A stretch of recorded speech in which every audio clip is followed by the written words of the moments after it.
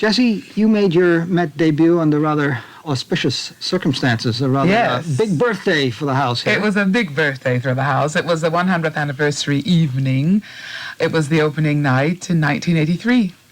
And how did that feel for you as an American singer to be... that felt pretty good, I must say. I was very happy about being there, and I still have very strong memories of this evening. It was a wonderful occasion. Was it twice as good because you sang two roles, or was that a problem? Well, I didn't sing two roles until later on. I made my debut as Cassandra in Les Troyens Berlioz, and I didn't sing the two roles until a bit later on in the run. But it was a very exciting night. I had lots of friends and family there, and it was just really, really lovely, very special. Does it make it better to have friends and family, or does it make it more nerve-wracking? Oh, no. For me, it really makes it better to have friends and family, because it's really true if I say that I've been singing since I was 2 years old. This is no exaggeration. And I started by singing for my family in our living room. And having these people around when I'm singing at the Met is a very comforting thing for me. So it makes it natural. Oh, yes, absolutely. What were you singing when you were 4 years old? When I was 4 years old, 2 years old. Which arias did you... Which arias did I do then? Well, I specialized in sort of hymns, I think. And my very big number was Yes, Jesus Loves Me. That was my really big thing, yes. Mm-hmm. And you have not lost your love for the hymns. Oh, not at all, not at all. You have this new Christmas album momentarily, and all sorts of great stuff from you. And you've done spirituals. Yes. So this is all part of your singing heritage. All part of my development, growing up, studying music, and being a child, doing all those things that a child does.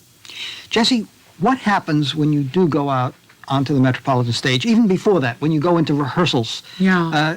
Do you become suddenly, as I imagine I would, very self-conscious about the 100 years, the company, it's the great institution? No. I think if I spent any time thinking about that, I wouldn't have the courage to walk through the door. I mean, certainly, I'm sure that if I thought about that, sort of being in my dressing room, opening night of the 100th anniversary season, I wouldn't have moved. It would have been much too terrifying. The weight of it all would have been far too great. That's what I mean, exactly. But I simply think of myself as, here we are, one more night, one more performance, and it happens to be in this beautiful house, something that has been in my mind and my thoughts all of my life. I mean, I grew up listening to these broadcasts on the radio, and it was really something that was such a part of my life, and it was kind of funny, because Saturday afternoon is generally spent by young children doing other things than listening to the radio, especially to opera broadcasts. And so I was a bit of a kind of, I don't know, an oddity, I suppose, in my community. Where was that? Where did you go? In Augusta, Georgia. And but it was something that I loved doing. I don't pretend to have understood the operas at that time, or to have really been able to appreciate more than just the beautiful sounds. But these things kept me glued to the radio every Saturday, absolutely. And there might be another kid in Augusta, Georgia, or elsewhere who's listening to you when you do these broadcasts. I hope. Wouldn't that be a lovely thought, indeed? But, you've done other important roles, of course, in radio and television for the Met, including Elizabeth and Tannhäuser. Yes. What about Wagner? Is this something that appeals to you? Well, this is something that I've gotten very close to now, and it's now time to do it or forget about it. I've talked about doing things like Isolde and Kundry before, and I'm sort of getting much closer to the reality of really doing these roles. And I'm going to do Sieglinde on stage. I'm going to do Kundry on stage. I'm probably going to record Tristan and Isolde. I haven't really come to terms with the whole idea in my own being about whether or not this is something that I would be able to do to my satisfaction on stage, but it's still a dream. Excuse me, why would something be to your satisfaction on recordings but not in actuality? Well, I mean, I will spend, if I do the recording, I will be able to spend, over a period of 10 days, I'll record the first act. So it will not be taxing.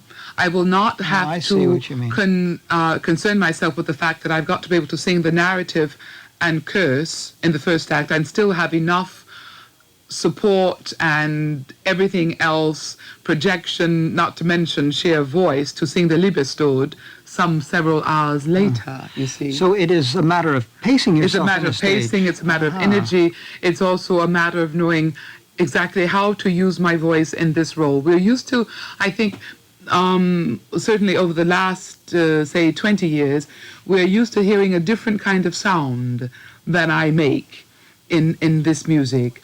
I don't have what a lot of singers refer to. I don't know if the general public understands what we're talking about, really, when we talk about sort of metal in the voice. I mean, it's a kind of quality that absolutely comes through over around any orchestra. And there are some voices that are endowed with this, and there are some that sort of melt into whatever the orchestra is sort of playing. And one has to be very clear, I think, about one's vocal type in order to sort of get on in this profession. And I would love to have a little bit more metal, but I'm going to, with the equipment that I've got, and I'm not complaining, I'm going to perhaps sort of have a go at this. I would love to. I adore this role. And this whole concept you're talking about is what makes the distance between thinking about it and actually doing it. Oh, yes, absolutely. Indeed. And it makes thinking about it a very time-consuming process, may I say. Well, we are thinking ahead, amongst other things, to the broadcast of Ariadne. That's coming up on March 12th. Yes. So we're looking for that. Indeed. And meanwhile, we are just thrilled that you could join us for our marathon occasion. Just as we close out here, you've told us that the Met was very much a part of your growing up. Oh, yes. Listening to it. As a performer who now, of course, travels around the world, what does the Met mean to you? Well, it means home. Indeed, it does. Best answer of all, I guess. Indeed. Jessie, thanks much. It's been a joy. Thank you, Jessie Norman and Bob Sherman. This year's exciting and telecast season at the Metropolitan Opera.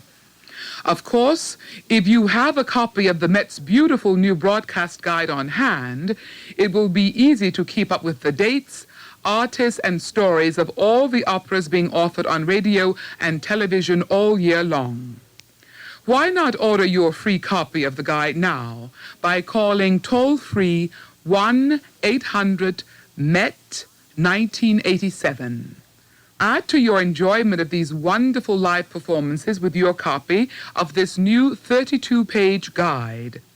The number to call is 1-800-MET-1987.